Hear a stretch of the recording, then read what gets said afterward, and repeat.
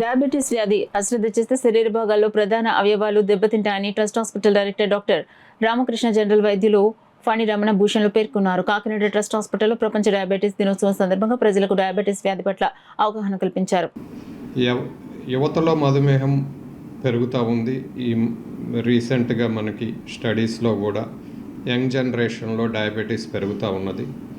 దానికి ముఖ్య కారణం అందరికీ చాలా వరకు తెలిసిందే. ఇప్పుడు యువత they are running behind targets, stress, irregular food habits and sedentary life style and sleepless nights, ఇవన్నీ మనకి ఇన్సులిన్ మీద ప్రభావం చూపించి వాళ్ళకి షుగరు ఎర్లీగా వచ్చే అవకాశాలు కలిగిస్తున్నవి. వీటిని బ్యాలెన్స్ చేసుకోగలగాలి యువత. అండ్ పెద్దవారిలో మధుమేహము వయసు పెరిగే కొంది కామన్గా వచ్చే మనకు రెగ్యులర్గా తెలిసే మధుమేహము. దీనివల్ల మనము ఎక్కువగా ఎఫెక్ట్స్ వచ్చే టార్గెట్ ఆర్గాన్ డ్యామేజెస్ అంటారు. గుండె, కిడ్నీలు అండ్ కళ్ళు, నరాల వ్యవస్థ మీద అధిక ప్రభావం చూపుతుంది.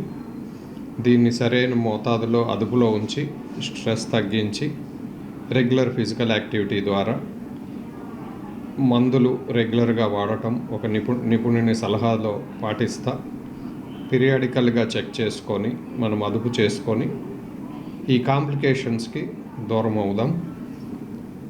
ప్రతి ఒక్కళ్ళు పాటించవలసిన నియమాలు irrespective of age group, regular physical activity, ఒక హెల్దీ డైట్ మీన్స్ ఒక లో carbohydrate, high fibre and rich in fruits and vegetables and stress free life, ఒత్తిడిని తగ్గించుకునే మార్గాలు చూడటం, healthy sleep habits and periodical checkups.